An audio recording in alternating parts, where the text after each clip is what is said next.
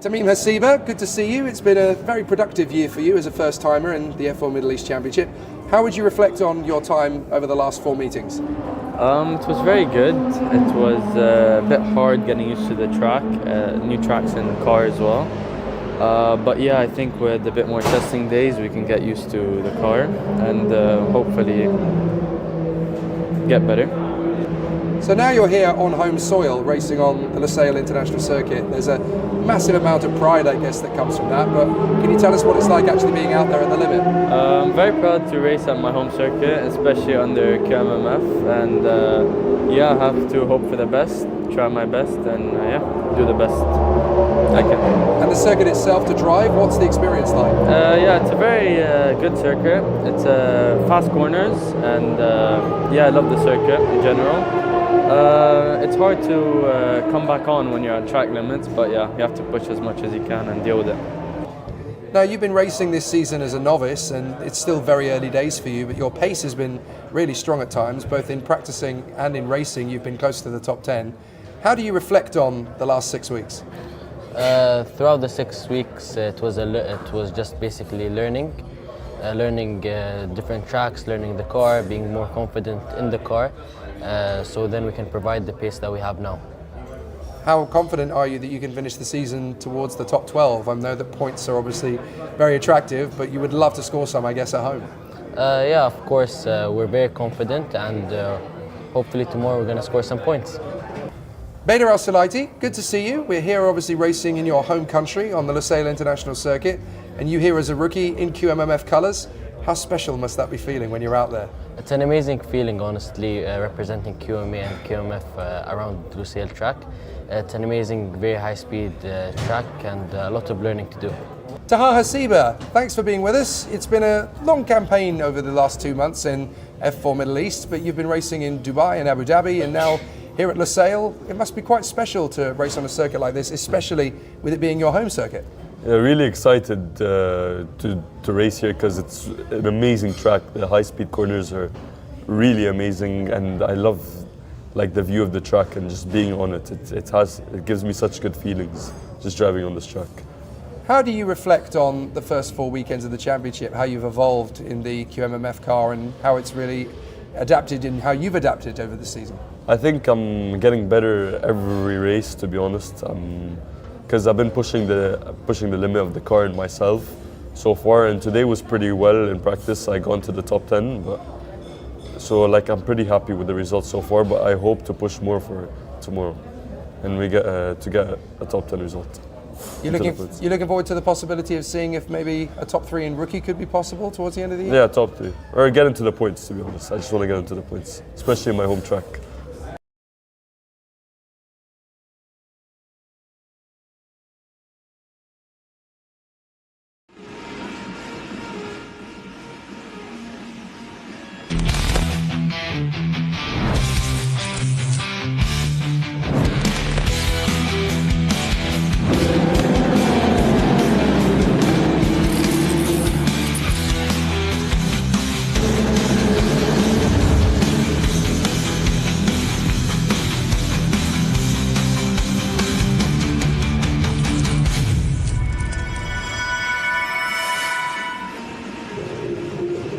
Good evening, ladies and gentlemen. Great to be back with you once again at the Lusail International Circuit for the second of our weekends. 3 races at the F4 Middle East Championship 2025. The sky has faded to black and we are under the floodlights here in Qatar for the second ever race in the F4 Middle East Championship to take place outside of the United Arab Emirates. Good evening, everybody. Jake Sanson here for the reverse grid race.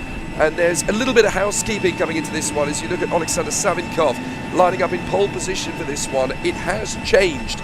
It should, of course, be Cheech Roy after the previous first race, but there has been a change to the result of race number 1 as you look at the Lusail International Circuit track map, 5.4 kilometers in length. Unfortunately, the race winner in the first race of our weekend in F4 was sadly excluded for a technical infringement. So rather sadly, Adam Al-Azari is no longer the winner of race number 1, and as a result of his exclusion, he has to start race 2 from the back of the grid. Very unfair to the driver as a technical non-compliance means that the driver has to suffer the ignominy of having to start from the back of the grid. There is Chi Roy, who should be in pole position, but is now, of course, demoted to second place as he was elevated in race 1 to P9. That means that the race winner, of course, becomes Emanuele Olivieri, not for the first time in 2025, and his lead in the championship is, to put it mildly, gargantuan. He has a 56-point advantage with 60 points available. That means that to win this championship, Kia Nakamura has to win both race 2 and race 3 to be champion. There is no other way for him to become champion, and not only has he got to win both race 2 and race 3, but he's also got to hope that Olivieri doesn't score. The likelihood of that is slim, to put it bluntly.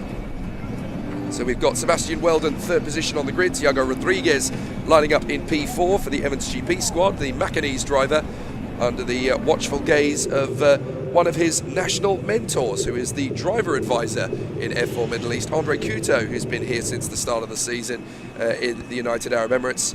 And it must be quite a lovely moment for Andre to see the next generation of driver from Macau, and hands the baton over to him with pride. Renaud Franco, the Dutchman for PHM. He's already taken a race win this season, but this is going to be a tough challenge for him from 5th on the starting grid. He lines up alongside the Jamaican sensation and the Mercedes F1 junior Alex Powell, who has already relinquished his stranglehold on the championship. And it looks to me as though Kia Nakamura is just 28 minutes plus 1 lap away from relinquishing his hold on it too. It's almost inevitable that the Italian stallion Emanuele Olivieri is going to become champion tonight.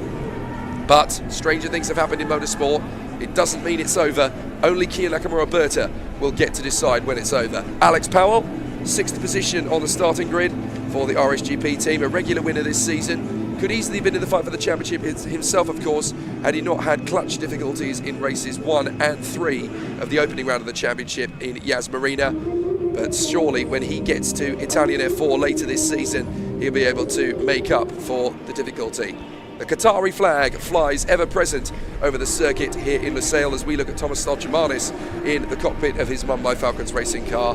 Our pre-show interviews, we had a lovely conversation there, you may have seen it, with Tamim Hasiba, the youngest man on the grid, Bader Al-Sulaiti, his QMMF teammate, and Taha Hasiba, who qualified as the leading rookie for race 1, wasn't quite able to get the rookie win in the end. That went the way of Chi Roy, who is lining up on the front row of the grid alongside our pole sitter, namely Alexander Savinkov. This man, August Raber, was promoted to 3rd position in race 1, so at least the Yazid Academy team still gets a trophy, but it's to August Raber, who already has a win in his pocket this year, a reverse grid victory in race 2 of round 1 in Yas Marina.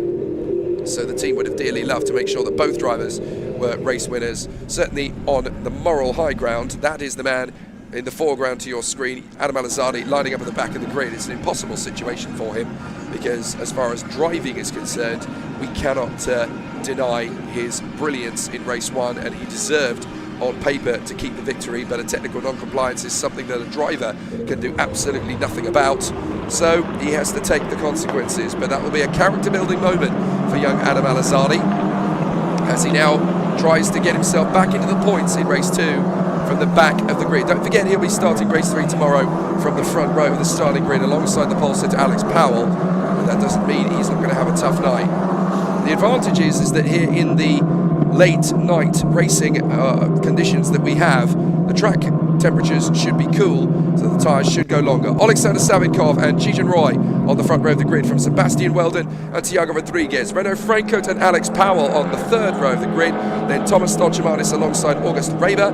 Kia Nakamura and Emanuele Olivieri will be together on the 5th row. Then it is Taha Hasiba and Alexander Bondarev, Salim Hanna and Martin Molnar, Tamim Hasiba and David Kozma from Wangojur and Abdullah Ahmed Kamel, then Farah Al-Yusuf and Cole Hewitson, Emily Cotti, Bader Al-Sulaiti and Arjun Chaheda along with Fu Yu Hao, and then poor Adam Al-Azari has to start this race from the back. That means the pressure's off, so let's watch him charge through the field like a dart to a pub. So it'll be fascinating to see how the drivers will work. They've obviously got to keep the tyres up to temperature. We didn't really see the tyre degradation effect in the F4 Middle East race earlier on, because partly because it was raining at the start of the first race, just to a slight drizzle, but also conversely as well, we had 2 safety car periods, one of which we managed to finish the race under, so we didn't really get to see the tyre degradation effect in full in race 1. We certainly did in Formula Regional, but we didn't get to in the first race of the F4 Middle East Championship. There's a bit of an end-of-term atmosphere down here in the pits. Everybody's been hanging out together since the third weekend of January, I should say. And all the teams and all the drivers, they become friends with each other. We actually had a rather nasty incident in practice yesterday where Seth Gilmore had a nasty accident. He was not been able to take further part in the meeting, partly because of a sore neck, but partly because the car was binned and completely destroyed. However, on the news that the car was destroyed, 2 teams actually came forward and said, look, we've got a spare car that we only use in case of emergencies. If you want it, we'll give it to you.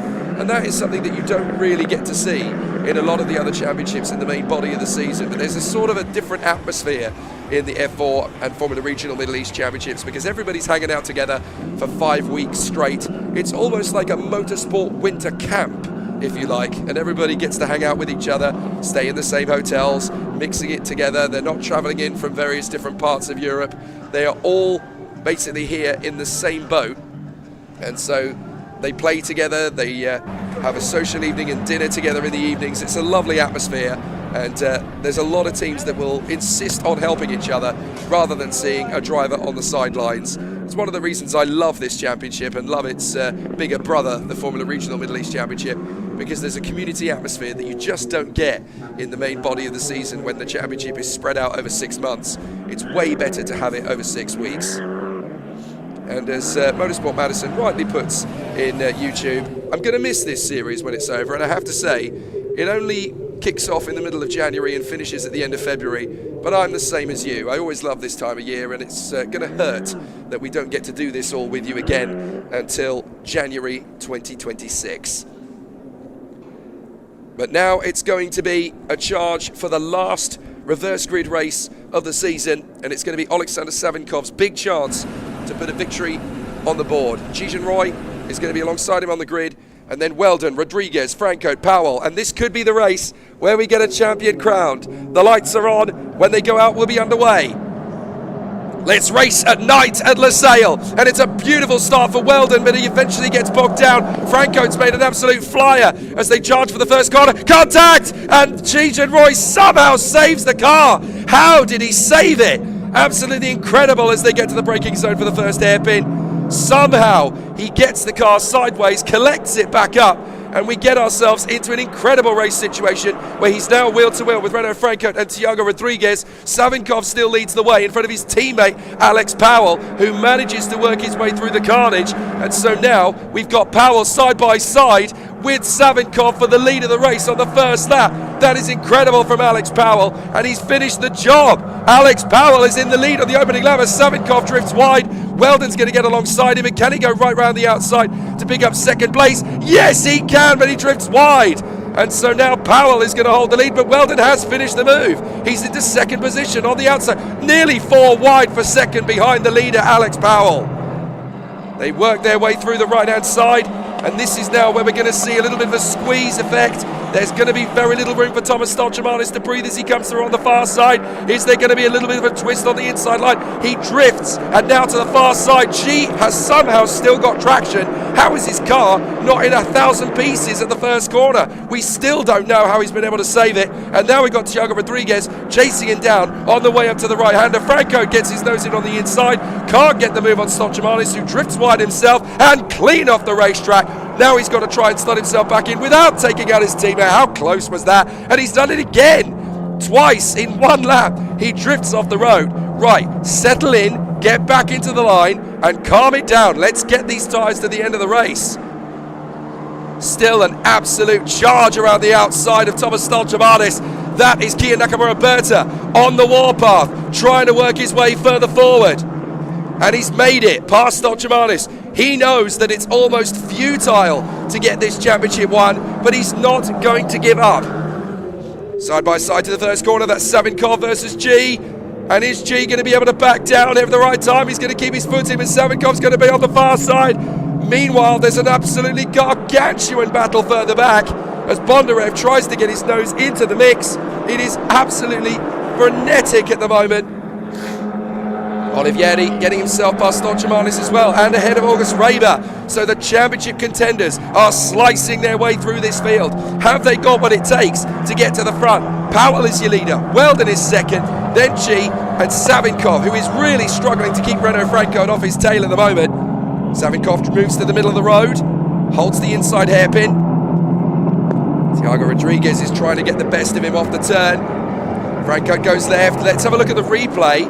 Now this is a little bit of a run wide between Bondarev and, oh goodness me, I think that is Taha Hasiba who ends up drifting there. Goodness me, not the situation they wanted on the first lap. It's moves like that that are going to cause some dramatic investigations that could end up in a penalty or two. But somehow, despite the drama we've had so far, we have not even had a sniff of a safety car yet.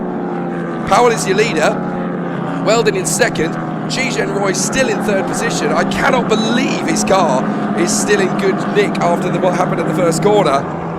But he has been able to get away with it. And now we've got this almighty dogfight for fourth position. Savinkov, Franco, Rodriguez, Nakamura Berta, Olivieri, Stolchamanis, Raber and Adam Alazzari.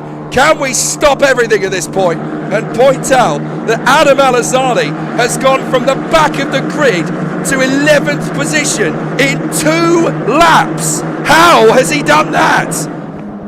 Absolutely extraordinary comeback from Adam Alazzari in 2 laps. Now Savinkov and Franco are in a drag race to the braking zone. Franco's going to get ahead here. Savinkov tries to fight back, but it's too late. The move is done as Adam Alazzari is vengeful. He goes round the outside of 2 men. It's a little bit too much to handle. He drifts out wide, and now August Raber is battling wheel to wheel with, I think, Thomas Stolchamanis. And there's a little puff of dust up the road as a few drivers are still struggling to push it. And let's not forget that while we've got strong crosswinds here in the evening session, if that crosswind hits the car at a particular angle, it's going to knock it over like a pair of dominoes. Big slide on the inside from Nakamura Berta as he goes wheel to wheel with Thiago Rodriguez. He is fighting for his right to keep this championship fight alive with his main championship opposition right behind him. Emanuele Olivieri just trying to stay out of trouble here. But Nakamura Berta has to win this race to continue the championship fight. There's no two ways about it. So he's got one mission, win. But he's got to fight his way through, and he's got a long way to fight back. He could really use a safety car at this point, but he needs to make sure that it's not a long one, and he needs to look after tyres while he's doing it. Running off the road is not going to help Kian. So Powell, Weldon and Chi Roy have got well clear from the rest of the pack here. An incredible fight back from Alex Powell, who looks like he's going to put another 30 points on the board. And drifting out wide, that is August Raber. So Raber drifts out wide, his teammates already got him, and Adam Alazzari is just charging his way through the field like a man possessed. Absolutely incredible fight forward, easily the drive of the race so far. As now they come through once again, Alex Powell still leads it. Second place for Weldon, third for Chi Roy, and I'm amazed that we haven't had a safety car yet. Here's a replay of the start. Now watch the front end of the field. Watch the Prema in red and white up close to the pit wall. Ready? He's about to change direction and bang! He spews across the road. How did he save it? Let's look at it from the front end. So look at the left of your screen.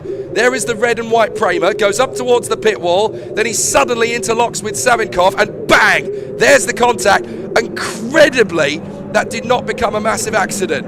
I do not know how they saved it and how Chi Roy still got a good car underneath him.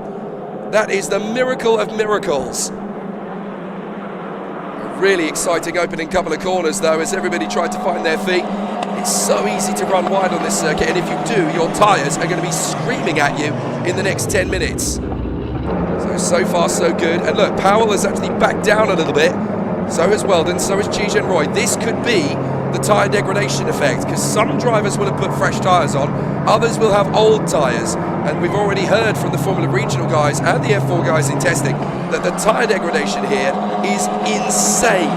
They have told me on many a time over the course of this weekend, we have no idea how long the tyres are going to go, we have no idea how big the effect when they drop off is going to be, and we are racing blind on a circuit which is famed in Formula 1 for being the highest tyre degradation circuit on the calendar.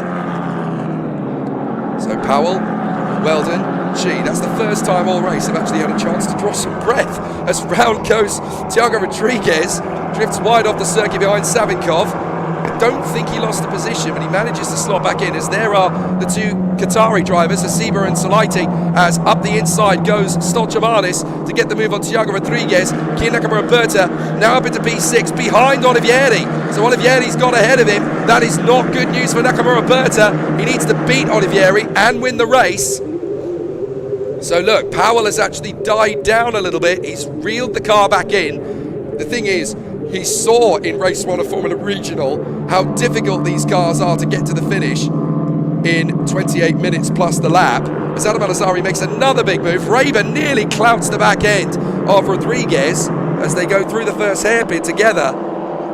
But if they don't have a safety car in this race, and I have to say, I'm amazed we haven't had one already, but if they don't get a safety car in this race, this is going to be the toughest race of the season, because there's not going to be a chance for these guys to lay off unless they slow down intentionally. So Powell, Weldon, Chi, Franco, Olivieri, Savinkov now in front of Nakamura Berta again. So Savinkov has decided to go for a little bit of a push, and right off the circuit in the background, who was that?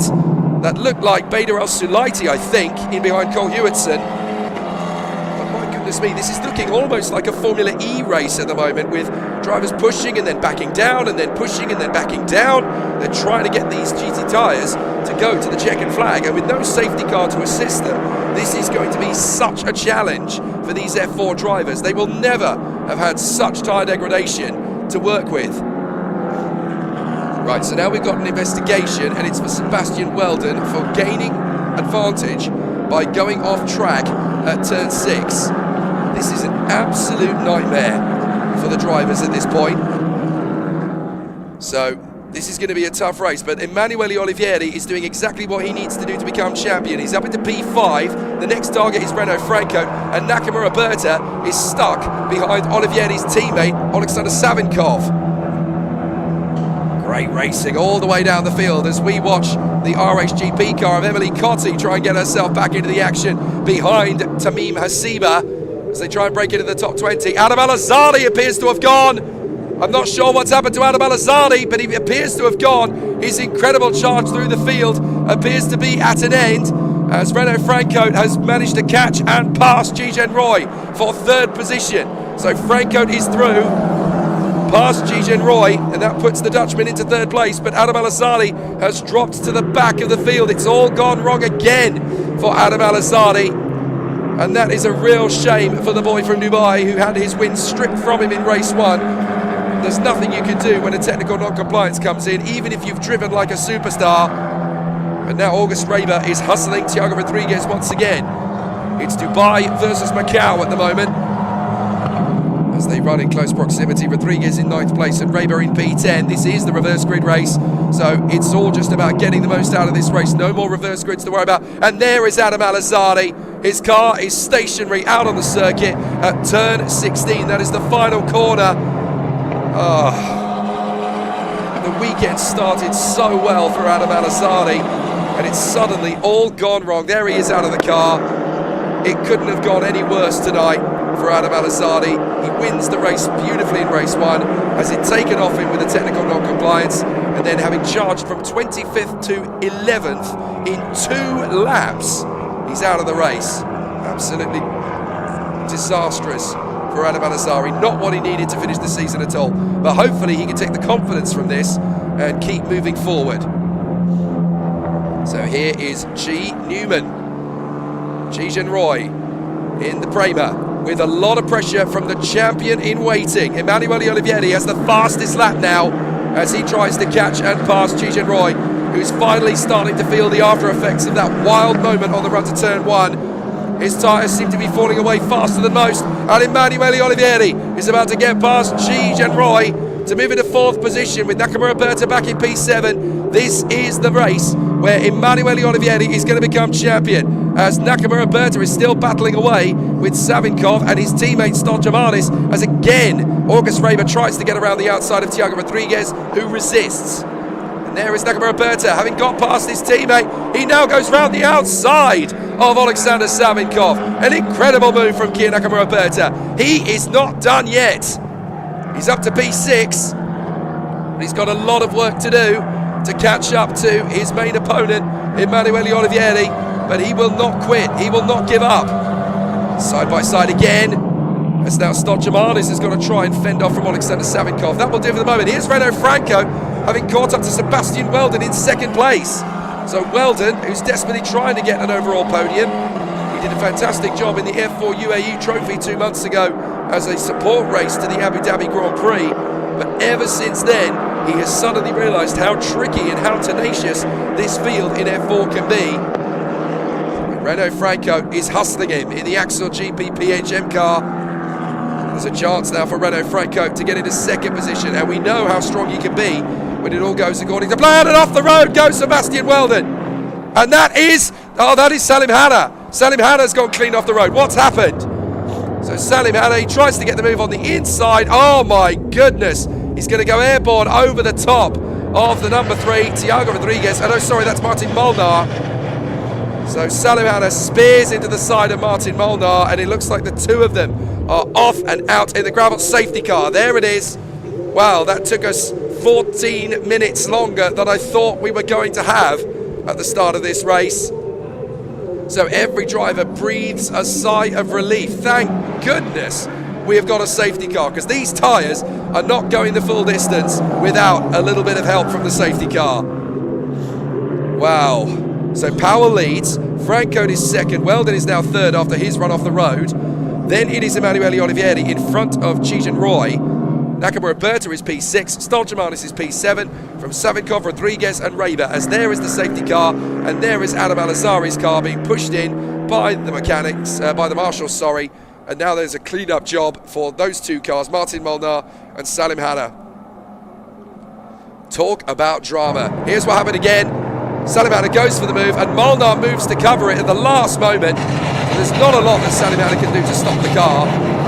Two very determined drivers, end of term jitters, and they end up taking each other out of the race in the gravel trap. Now there's going to be people who will say that was Salim Hanna being too ambitious. There are going to be others that will say that was Martin Molnar being too defensive. But whichever camp you subscribe to, it doesn't matter. Both drivers are out of it. Right, so let's get some oxygen back into our lungs, and let's talk about the situation as it stands. The crowd are loving this, I have to say. Alex Powell ahead of Renault Franco now in second. Then it is Sebastian Weldon in front of the new champion in waiting. In about 13 minutes or so, Emanuele Olivieri is going to be crowned the champion if it stays like this. Fifth position for Chijin Roy, who is still somehow the leading rookie in this race in P5. Then it's Kia Nakamura Berta in front of Thomas Stolgimanis, Alexander Savinkov, Thiago Rodriguez and August Raber. Then it's Alexander Bondarev in 11th position. The Ukrainian Williams Jr. is in front of David Kozma, who's doing a fair job and looking likely, the Romanian, to get the last point. As there is Adam Alazari, who's been told to get back into his car to assist the marshals in pushing it back to pit lane. Bitter goal for Adam Alazari, who went from hero to zero through no fault of his own after race 1. 13th on the grid, 13th in the race, is Cole Hewitson in front of Beda Al-Sulaiti. Then it is Fuyu Hao in front of Emily Cotti, who's made a good resurgence in this race. Arjun Jaheda, who's also made up some positions up to 17th. Then it is Wamujur, Abdullah Ayman Kamel, and then it's, interestingly enough, it's actually Tamim Hasiba in front of his older brother Tahar, and then it is Farah Al-Yusuf at the tail end of the grid. Car 98, 5-second time penalty for gaining a lasting advantage off track. That is Sebastian Weldon. So Weldon carries a 5-second penalty. So that's going to elevate Olivieri to the podium. What a way to be crowned champion. From 10th on the grid to what is effectively going to become 3rd place. An amazing drive from Emanuele Olivieri. But how many times have we said that in the last 6 weeks? Whatever Emanuele Olivieri has done, whatever he has been preparing himself for over the winter, he has gone away after a frustrating 2024 season with more bad luck than good, and suddenly he is a different racing driver, and he is looking likely to be the most obvious choice for an F1 Academy to sign him. It's now just a race as to who does it first, ultimately. Now there's an argument to suggest that his local Audi dealership that sponsors him would probably try and get on the phone with the powers that be at Stake Kick Sauber and say, look, let's keep this relationship going strong. We'll have him as an Audi Junior for 2025 and 26 when Audi comes into Formula One. But any of the other academies would be pretty much ridiculous not to consider him, as it's clearly an engine malfunction for Adam Al-Azhari that's put him out of the race. It's rather a shame, actually. I mean, that engine sounded like a strangled rooster. It's trying to hit all the right notes, but it just can't at the moment. So Adam Al-Azhari is well and truly out of this race. Well, the safety car is still out on the course. The lights are not out yet, so clearly those two cars are still being recovered. But Emanuele Olivieri is now technically in third position because Sebastian Weldon has a 5-second penalty. So Olivieri may not even need to overtake him to get to third position and become champion in 2025. Full credit to Alex Powell, who leads the race, and full credit to Kiya Nakamura, who's really had to roll his sleeves up and dig deep to try and win this championship. But the only way he can do that is if Olivieri doesn't score in either of the two races and Nakamura wins both of them, which is looking very unlikely at this moment in time, with 9 minutes left of this race, plus the additional lap after it. Alex Powell leading under the safety car after an incident between Martin Molnar and Salim Hanna here in Lusail International Circuit, the first ever night race in F4 on this circuit. Right, the turn 7 incident between Hanna and Molnar is of course under investigation, so that will no doubt conclude that investigation after the race. It's going to be a very late night for the officials, let's put it that way, because it's currently 8:15 in the evening here in Lusail. We're going to have a look at the start again. Watch the left-hand side of your screen, the Prema in red and white of Chi Zhen Roy. Ready? He gets squeezed, and bang! He suddenly skews across to the right.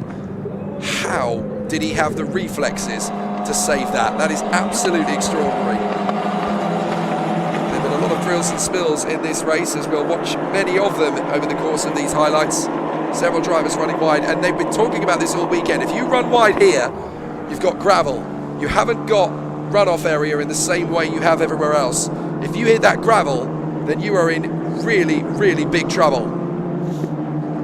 There's Chi Zhen Roy running off the road, as he's done several times in this race. And that's what cost him a position. There's Adam Al-Azhari breaking down and pulling off the road at turn 16. There was yellow flags there, but then this incident is what's brought us under safety car as Hanna, bang, off the back of Martin Molnar's Evans GP. Both drivers skate off the road into the gravel trap. It's game over, and that's why we're under safety car at the moment. So that brings us up to date. There's Adam Al-Azhari, who's still sat in the car. He doesn't want to get out. He's actually putting his visor down. No way is he getting back into this race. He is. So Adam Al-Azhari, who's about 3 laps down.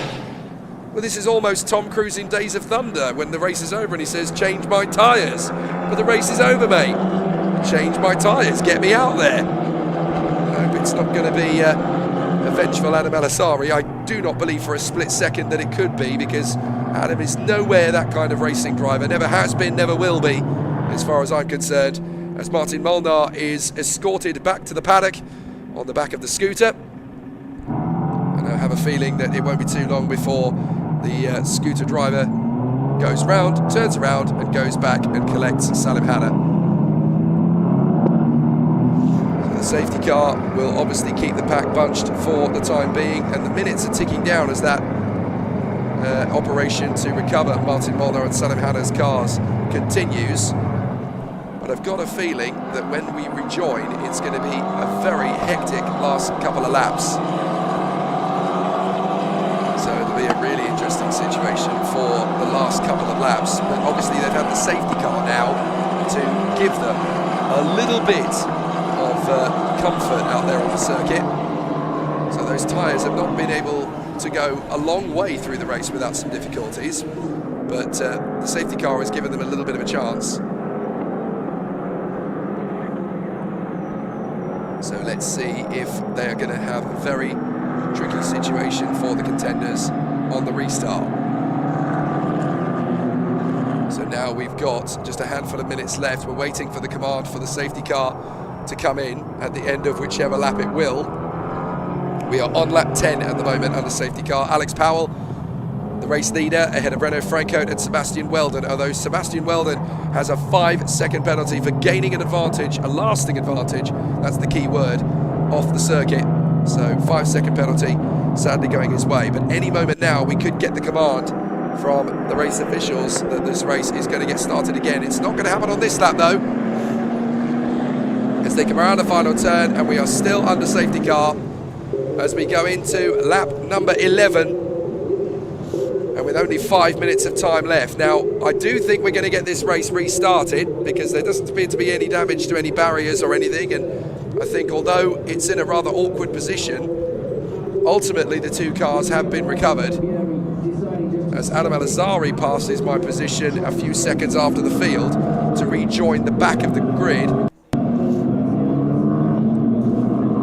So it's a tricky situation for the contenders again as we rejoin. There's the Prema crew who are watching on, probably devastated that their man Sebastian Weldon is going to lose a podium position here.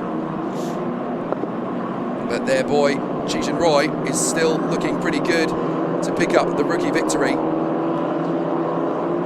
So he is running in 5th position on the road at the moment, although that's going to be elevated to 4th place once Sebastian Weldon's 5-second time penalty is applied, unless the race restarts and somehow Weldon can get 5 seconds clear of Emanuele Olivieri. I don't envisage that happening because it's so close in F4 at this level in particular here in the Middle East Championship. Safety car in at the end of this lap.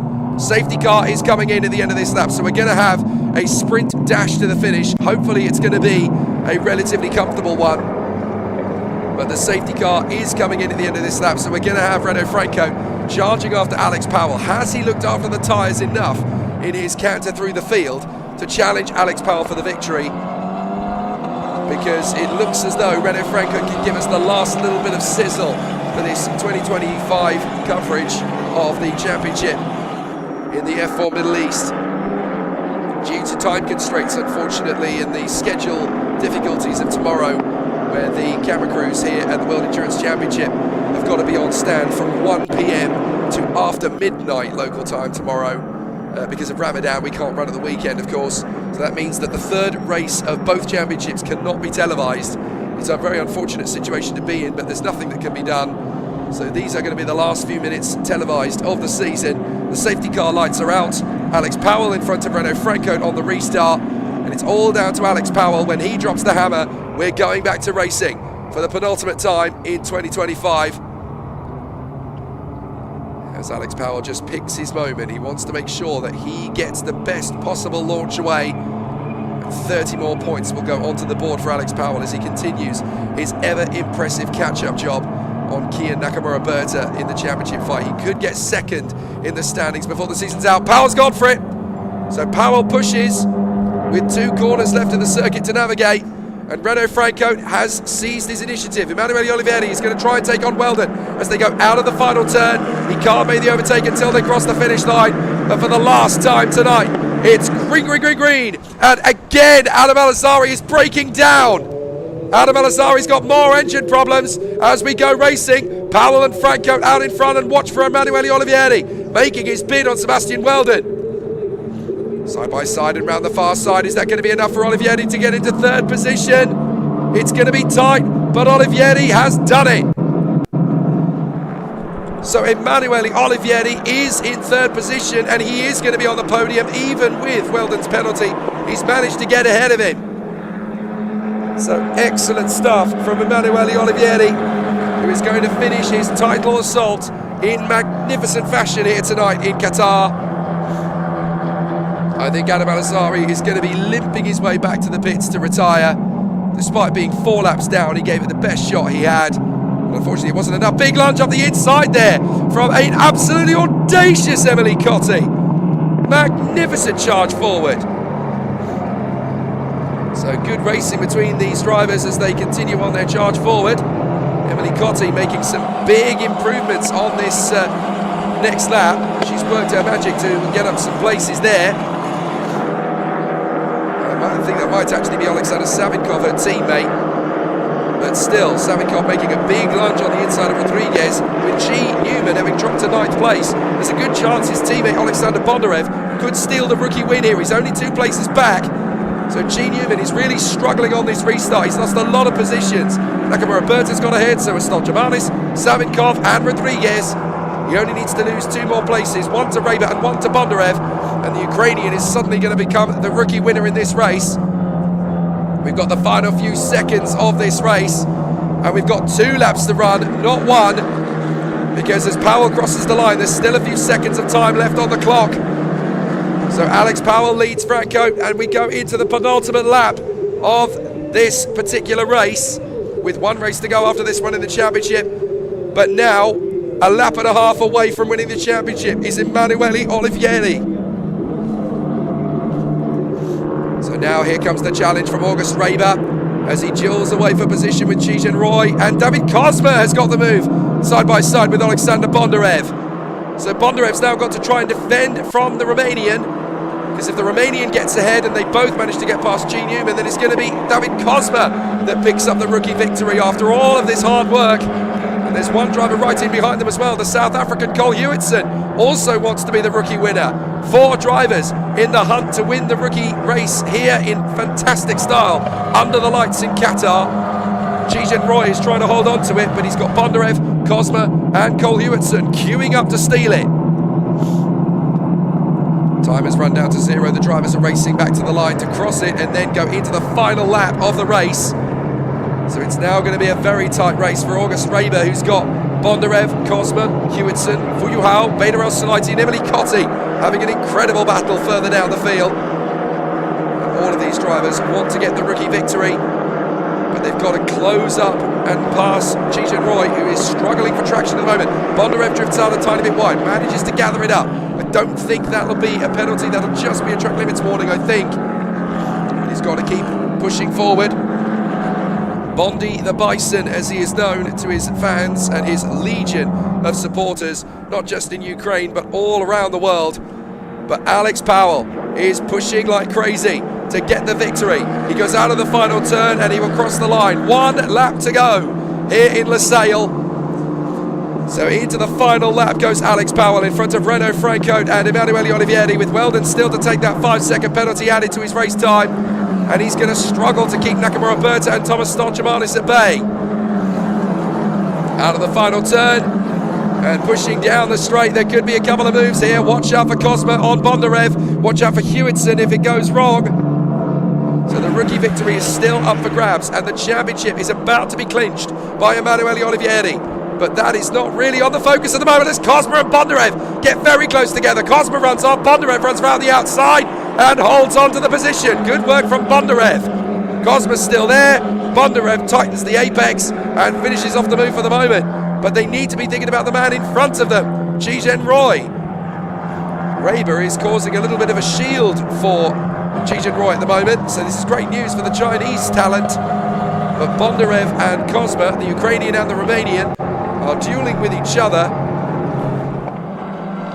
So it's going to be an interesting one for Powell to continue on this incredible drive forward, ahead of Franco, ahead of Olivieri, who has the fastest lap of the race and is going to finish in 3rd, having started P10. It's the perfect continuation for Olivieri's season. Still good battles everywhere you look. I think Chichen Roy is just going to be able to hang on to this rookie victory, especially if Bondarev and Fuyuhao are going to keep locking up their tyres like that on the final lap. But here come the top 3. They have driven immaculately in this race. Powell started P6. Franco started just higher than that in P5, I do believe. And all the way from 10th on the grid, Olivieri has fought his way to 3rd position, but they will finish in unison. Alex Powell continues his incredible comeback in 2025. He will come through for the victory. Alex Powell wins the race. Emanuele Olivieri wins the title. Emanuele Olivieri is the F4 Middle East champion of 2025. Weldon is going to get that 5-second penalty added on. So Nakamura Berta comes through for 4th in front of Stolchamanis, Savinkov and Thiago Rodriguez. Chichen Roy once again picks up the rookie victory, and now RHGP can finally celebrate. Emanuele Olivieri is the champion. Alex Powell is the race winner. It's a fairy tale ending to the season for RHGP, who will also lift the team's championship. Absolutely fantastic season. They cleaned up in Formula Regional last year with Tukka Tapanen. A year later, they have come through to do the same thing in the F4 Middle East Championship with Alex Powell and Emanuele Olivieri, who is the new champion in 2025. What a magnificent pair of races today in the F4 Middle East Championship. And I have to say, the very shy, very quiet, very calm, very humble Emanuele Olivieri is going to be a very, very popular champion of this 2025 season. What a sensational end to what has been a season of almost perfection for Emanuele Olivieri. Formula One teams, keep an eye on this boy. It's a race now for you to sign his contract. Because whoever gets him first, I promise you, it will not be a decision you regret. Alex Powell will now be fighting in tomorrow's race to become the vice champion in his battle with Kia Nakamura-Berta. And from pole position, he's got a good chance to do that tomorrow. But what a result, what a performance. There is Chi Roy, who becomes the rookie winner for a second time in as many races here this weekend. Great run from the Chinese driver who races under an Italian license. But an excellent display from Chi Roy this weekend. He's really turned the corner developmentally. He's calmed his act down quite a lot. And even though he had that wild moment in turn one, the drive that he has produced to hold on to the rookie victory has been outstanding, to be honest. Any other driver would have put that into the wall with the car littering the circuit at turn one. And Chi Roy knew he had a mission tonight, and he's managed to complete it. Alex Powell takes the win. Renaud Franco takes a brilliant second place. But what about Olivieri? Ever since the first race of the season, he has just been supreme. And so Emanuele Olivieri finishes his campaign to become champion after quite an astonishing display, it has to be said, in a season where he took 6 victories and never finished a race lower than 4th position. In the 14 races this year, he has finished 13 times. On one occasion, he hasn't been on the podium. That was in P4. Absolutely astonishing. That means that in the 14 races this year, Olivieri has been on the podium 12 times. 6 of them was for the race victory. That is an astonishing level of dominance in F4. Just imagine what it's going to be like when he goes back to his native Italy to race in the Italian F4 Championship. If he can carry this momentum back home, then my goodness me, he will be unstoppable. He certainly mastered the art of racing in the Middle East, Emanuele Olivieri. Last year, he was there, he was part of it. He had a reasonably good campaign for a rookie in 2024. But now, boy, has he shown his flair. Absolutely extraordinary. He was in the Formula Winter Series last year, 17th in the Italian F4 Championship in 2024. And now, at last, he can celebrate. Alex Powell climbs the car for yet another victory.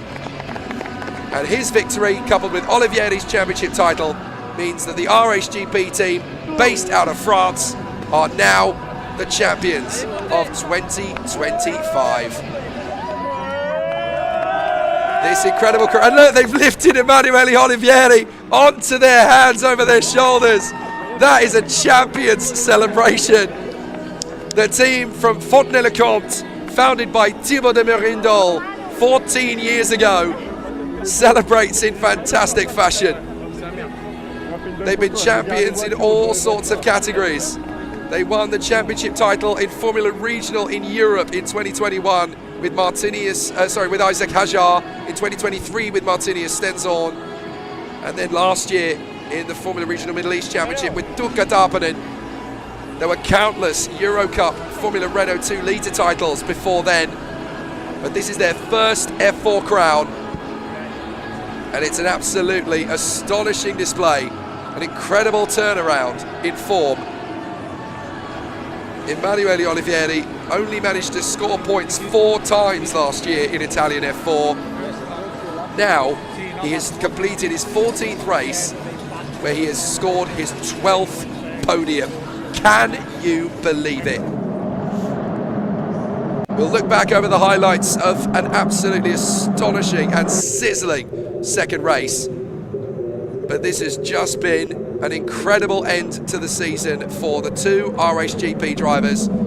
That's Savinkov leading into turn 1. Powell has worked his way to 3rd by this point, but just 2 corners later, and Powell is challenging Weldon for 2nd, and then a couple of corners after that, he's getting into the lead, a lead that he would never lose. And as for Olivieri, wow, 10th position on the grid to charge back to 3rd, and that has basically been the colour of his season. Absolutely incredible. Well, I've got a feeling that this is the start of something pretty special for Emanuele Olivieri. He's not been up against also-rans and has-beens and no-hopers. He's been up against the Mercedes F1 Junior Whirlwind, that is Alex Powell. He's been up against the vice-champion last year, Kia Nakamura Berta. So he's had to dig deep to find something magical. He's done it every single time he's got into the car this year. You've got to feel for Adam Al-Azadi. He did not deserve to be on the sidelines. Chaos and carnage from Salim Hanna and Martin Molnar. We ended up behind the safety car, but on the restart, nobody was going to take this away from Alex Powell for the race victory or Emanuele Olivieri for the title. RHGP celebrate the Teams Championship, their first F4 crown, and it looks very likely that the 2 drivers will be 1st and 2nd in the Drivers' Championship, especially with Powell starting race 3 tomorrow from pole. But Olivieri is the new champion in the F4 Middle East Championship. What a special night for Emanuele Olivieri. He will go back to his hotel tonight as a new champion. Look at the RSGP boys. This is what it means to them. Alex Powell from Renault Franco and the new champion, Emanuele Olivieri. Kia Nakamura Berta, Thomas Stolchamanis and Alexander Savinkov. Fair play to Nakamura Berta. He gave it everything to try and win this one. Rodriguez in 7th from Weldon, Cheech and Roy, and then in 10th position, a great run from August Raber. The final points go to Alexander Bondarev and David Kozma in a race that saw a lot of attrition in the midfield and 2 retirements, Martin Molnar and Salim Hanna, 3 if you count Adam Al-Azadi, who really struggled to limp it home. But what a sensational race for the 2 men on top of the world in RHGP. The race winner, Alex Powell, champion, Emanuele Olivieri. So our dignitaries are going to be giving out some trophies tonight in fantastic fashion to some incredible young superstars. If everything goes the way we think they're going to go for these 4 young men, you'll see them climb the ladder over 2025. They'll probably continue in F4 this year, in the Italian Championship or the Spanish Championship, depending on their programs. Those are the 2 most common places in the main body of the season for these drivers to race. But I tell you what, this is just the beginning. So Emanuele Olivieri is the first one out. 3rd position in the race, his 12th podium, but it's the moment he becomes champion. It's a big moment for Emanuele Olivieri. Fantastic. A great 2nd place for the Dutchman Renault Franco, very deserved indeed. But it's now all about the man from Canelli in Italy, 16 years of age. But the race winner is the Jamaican sensation, Alex Powell. Carries the American flag, of course. He was born in Miami, Florida, where he lives. Dual nationality, American and Jamaican. Cheech and Roy, the winning rookie, joins him on the rostrum. But after a year that was without a victory in 2024, Alex Powell really has dug deep and delivered in 2025 in this Formula 4 Middle East Championship, I should say. and that's his 4th win of the campaign. So that's the sweetest 3rd place trophy Emanuele Olivieri has ever had. It's the trophy that seals the deal in the championship fight. There is Mr. Moron Chai of the GT Tyres Federation, the GT Tyres Corporation. What an amazing night it's been for him to watch these tyres produce an absolute sizzler of a race. Plenty of excitement all the way through. So Mr. Ong Chai handing out the trophy to Renault Franco. But on the top step of the podium, Alex Powell picks up win number 4 and sets himself up to go for the Vice Championship prize tomorrow from pole position. 2 wins out of 2 in the rookie category for Chi Zhen Roy. He'll be disappointed tonight, I think. He could have gone for the win today, but it was always going to be about the RSGP bandwagon and Renault Franco of the Netherlands. That concludes our coverage of the 2025 season of the F4 Middle East Championship. You can still follow along on live timing what happens tomorrow morning. But what a season it's been. Alex Powell will try to become the vice champion tomorrow morning. But Emanuele Olivieri, the 16-year-old from Canelli in Italy, has turned his form around in just 1 winter. Now, the Italian stallion is here to stay. We cannot wait to see where he continues to push on. But in the Middle East, Emanuele Olivieri and RSGP have made this season their own. A big congratulations, magnifico and fantastici to Emanuele Olivieri, a name you're going to hear for many a year to come, I'm sure. But for myself, Jake Sanson, under the floodlights here in Qatar, that's a wrap for the 2025 F4 Middle East Championship season. We'll see you once again in the same place, in the same time of year in 2026. Bye for now.